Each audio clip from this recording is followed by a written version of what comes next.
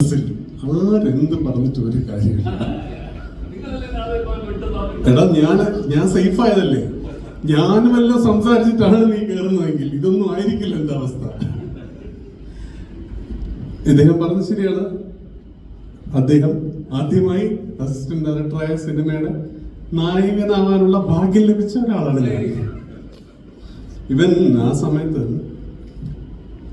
ഞാനിത് എവിടെ പറഞ്ഞു തോന്നുന്നു സാറിന് ഒരു എല്ലാവരും സിനിമയിലുള്ളതുകൊണ്ടും നിങ്ങൾക്ക് എല്ലാം അറിയാവുന്ന കാര്യമാണ്, മീഡിയയിലും ഉള്ള എല്ലാ സുഹൃത്തുക്കൾക്കും അറിയാവുന്ന കാര്യമാണ്. ഒരു സിനിമയിൽ ഏറ്റവും അധികം ട്രാഷ് ചെയ്യപ്പെടുകയും ഹരാസ് ചെയ്യപ്പെടുകയും ചെയ്യുന്ന ഒരു പാവം വർഗമാണ് അസിസ്റ്റന്റ് ഡയറക്ടർമാർ എന്ന് പറയുന്നത്.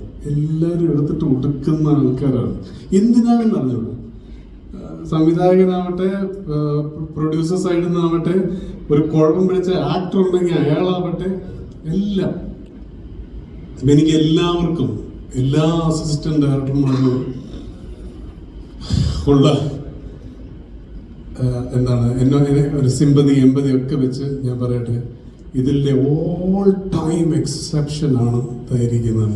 ഇവൻ അസിസ്റ്റന്റ് ഡയറക്ടറായ സെറ്റിൽ ഒരാൾ വന്നിട്ടുണ്ടെങ്കിൽ അവന് നായകനാവണ്ട, അവൻ അസിസ്റ്റന്റ് ഡയറക്ടർ ആയാൽ മതി. കാരണം ഇവൻ അന്ന് അവിടെ നിന്റെ ഭാഷ തന്നെ കടം കൊടുത്ത് പറഞ്ഞ അപരാധിച്ച പോലെ ഒരു അസിസ്റ്റന്റ് ഡയറക്ടറും മലയാള സിനിമാ ചരിത്രത്തിൽ ചെയ്തിട്ടില്ല. ഞാൻ വന്ന ശേഷം മാത്രമേ ഇവൻ വരൂ.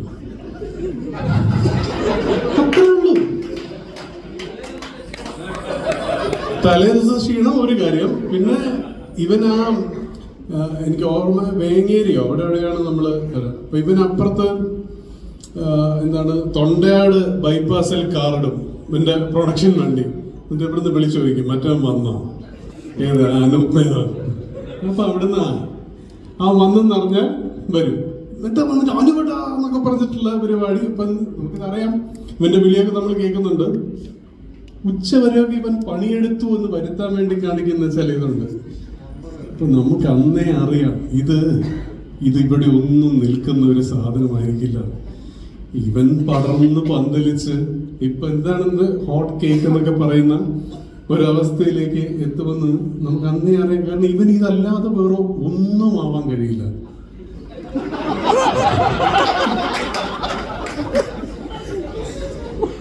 പക്ഷെ എന്തൊക്കെയായാലും ഇതിനടുത്ത് എനിക്കിട്ട് പണി തരുമെന്നുള്ളതുകൊണ്ടും അതല്ലാതെയും എനിക്ക് ഒരുപാട് ഇഷ്ടമുള്ള, നിങ്ങളെ പോലെ ഒരുപാട് ഇഷ്ടമുള്ള ഒരു ആക്ടറാണ് ധ്യാൻ.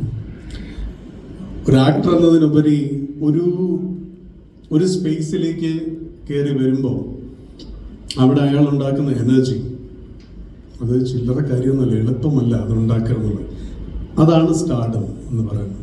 ധ്യാൻ്റെ സ്റ്റാർഡം ഓഫ് സ്ക്രീൻ ആണ് കൂടുതൽ നമ്മൾ കണ്ടിട്ടുള്ളത്.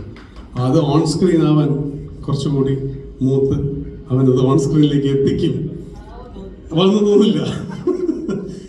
പക്ഷെ അത് അൺമിസ്റ്റേക്കബിളി ഒരു സ്റ്റാർ ക്വാളിറ്റി ധ്യാനിലുണ്ട്. എനിക്ക് തോന്നുന്നു 4ാമത്തെ സിനിമയാണ് അബാമുമായിട്ട്. അബാം ഷീ ടാക്സി തുടങ്ങി, ഷീ ടാക്സി ചെയ്തു, കനാലിൽ ചെയ്തു, മരട് ചെയ്തു. ഇതെല്ലാം തന്നെ സാമ്പത്തികമായി നഷ്ടമുണ്ടാക്കാത്ത സിനിമകളാണ്. ഇതും അങ്ങനെ തേങ്ങാപ്പുറത്ത് വീഴുന്ന പോലെ വീഴണേ എന്ന പ്രാർത്ഥന മാത്രമാണ് ഈ സ്റ്റേജിൽ ഉള്ളത്. ഒപ്പം ഈ സിനിമയെ വളരെ പെട്ടെന്ന്, വളരെ ഈസി ആയിട്ട് മീഡിയ തന്നെയാണ് വിത്തിൻ ഒരൊറ്റ ആഴ്ച കൊണ്ട് ഈ സിനിമയുടെ പേര് പോലും എനിക്ക് തോന്നുന്നു 2 ആഴ്ചയ്ക്ക് മുന്നെയാണ് നമ്മൾ തീരുമാനിക്കുന്നത്. പക്ഷെ ഈ സിനിമ ഇത്രയധികം വൈറലാക്കാൻ, ഇത്രയധികം ആൾക്കാരിലേക്ക് എത്തിക്കാൻ ഈ നിൽക്കുന്ന ക്യാമറ കണ്ണുകൾ ചെറുതായ ഒരു സഹായമല്ല ചെയ്തിരിക്കുന്നത്. അതുകൊണ്ട് മാധ്യമങ്ങളോട് അകമഴിഞ്ഞ നന്ദി. ഒപ്പം ഈ സിനിമയിലെ ചില ടെക്നീഷ്യൻസിന്, എസ്പെഷ്യലി ഇതിൻ്റെ സിനിമറ്റോഗ്രാഫി ചെയ്ത മഹാദേവൻ തമ്പി. നമ്മളെപ്പോഴും ഒരു സിനിമ വരുമ്പോൾ അതിൻ്റെ സംവിധായകനെയോ പ്രൊഡ്യൂസറിനോ നായകനെ വെച്ചിട്ട് നമ്മളങ്ങ് വിടും. മഹാദേവൻ തമ്പി വളരെ ടാലൻറ്റഡ് ആയിട്ടുള്ള ഒരു സിനിമറ്റോഗ്രാഫറാണ്.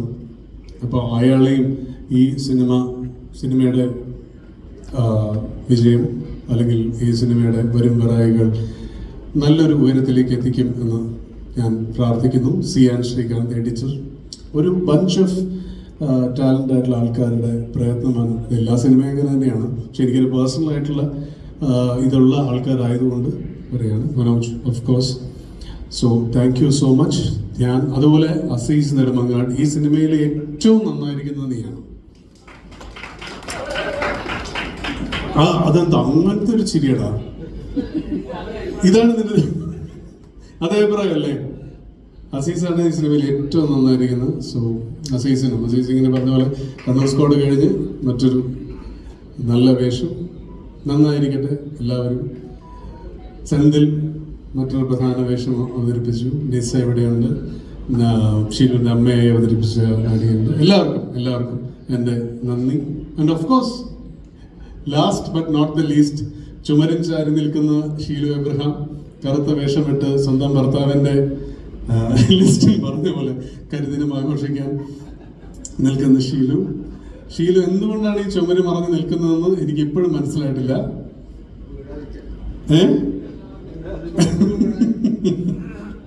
Thank you so much. Thank you. Bye.